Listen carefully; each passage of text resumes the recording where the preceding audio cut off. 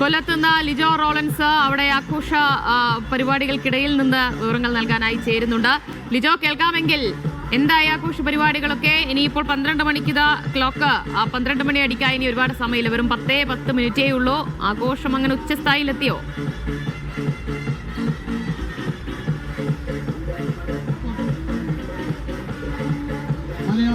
ദിവ്യ, ഞാനിപ്പോൾ ഉള്ളത് തങ്കശ്ശേരി ഹാർബറിനോട് സമീപത്തായുള്ള CYMSന്റെ ആഘോഷ പരിപാടികൾ നടത്തുന്ന സ്ഥലത്താണ്.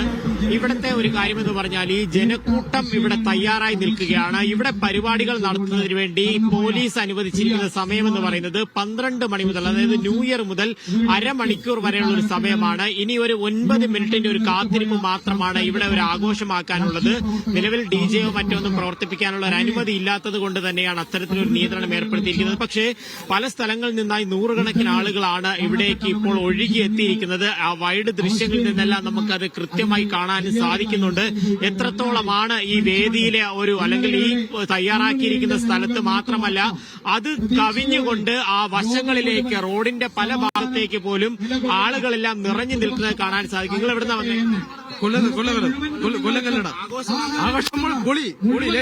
എന്താണ് തങ്കശ്ശേരി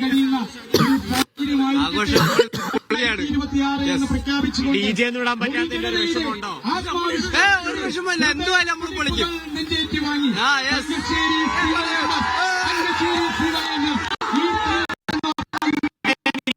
കുറച്ച് സമയത്തൊരു കാത്തിരിപ്പ് വേണം. അതിനുശേഷമുള്ള ഒരു അരമണിക്കൂർ എന്ന് പറയുന്നത് ആകെ ഒരു നൃത്തം മാത്രമല്ല, ഇപ്പോൾ ഈ വെടിമരുന്ന് മാത്രമാണ് ആരംഭിച്ചിട്ടുള്ളത്.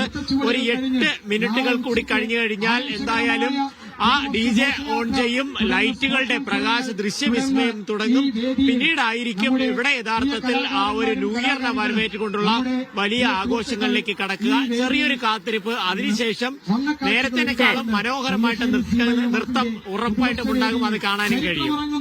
എന്തായാലും ആ കാത്തിരിപ്പ് 8 മിനിറ്റിലേക്ക് ചുരുങ്ങിയിരിക്കുകയാണ്. 11:52 ആയിരിക്കുകയാണ്. ഇനി അധികം നേരമില്ല എന്നതുകൂടി ഓർക്കുക പ്രേക്ഷകരെ. ന്യൂ ഇയർ ആവാൻ പോവുകയാണ്. 2026 പടിവാതിൽക്കൽ അങ്ങനെ കാത്തു നിൽക്കുന്നുണ്ട്. ഇനി വാതിൽ തുറന്ന് അകത്തേക്ക് കയറിയാൽ മാത്രം മതി.